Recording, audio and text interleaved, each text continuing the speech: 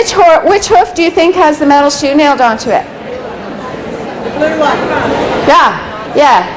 You know, I remember when I first got involved in horses, they always said to me, you know, the hoof should be cool. You should never feel any heat in the hoof, you know, and so you'd feel down the horse's leg, and by the time you got to the knee, it'd start to cool down, and the hoof would be nice and cool, and you'd think, oh, that's good, you know. Well, it's not, really. What you don't want is heat in the hoof, because that means inflammation. But you certainly want warmth. You want blood circulating, right? Blood circulation and shock absorption. Now, this is done with a hydraulic press to emulate what would happen with the horse in movement. His own weight, about 1,000 pounds. See how the heels expand? See how the frog makes contact with the ground? You think that happens when there's a metal shoe nailed on? No, doesn't.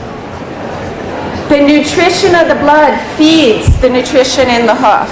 Now this second part is what I really want you to pay attention to, because it's an additional 200 pounds of weight.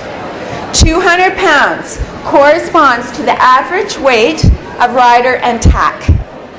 And that relates to about 20% of the horse's body weight. Look at how much more that sole ends up on the ground. Look at how those heels expand. So, do we need protection when we ride our horses? Yes, we do. Does protection come in the form of a metal horseshoe? No, absolutely not. Metal inhibits shock absorption and inhibits blood circulation. You take a metal shoe and bang it against a hard surface and you'll feel the vibration up your structure. So not only are we inhibiting the natural hoof function, but we're sending vibration back up their structure. Is that what you want to do? No.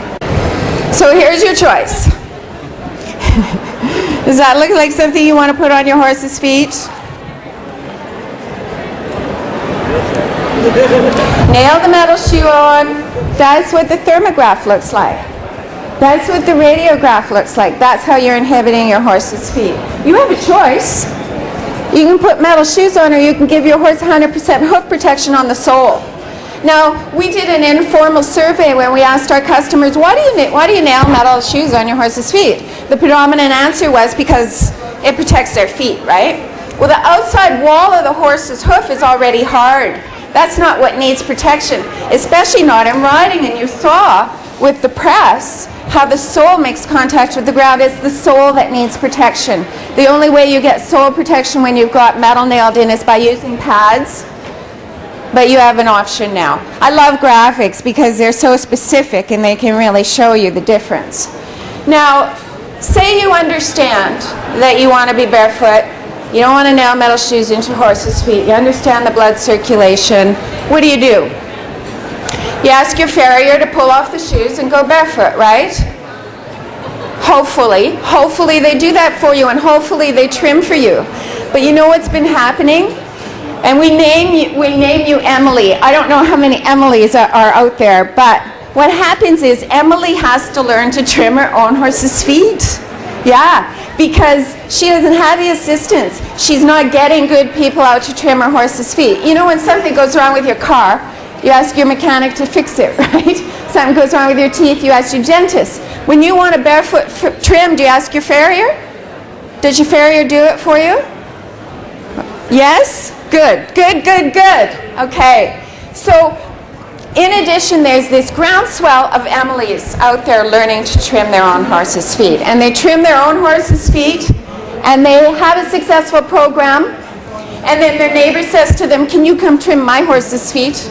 And that works out well too. And this whole new vocation is starting to develop. And these women are actually making money and, you know, creating a livelihood for themselves. Are there any Emilys out here today? Congratulations, fabulous.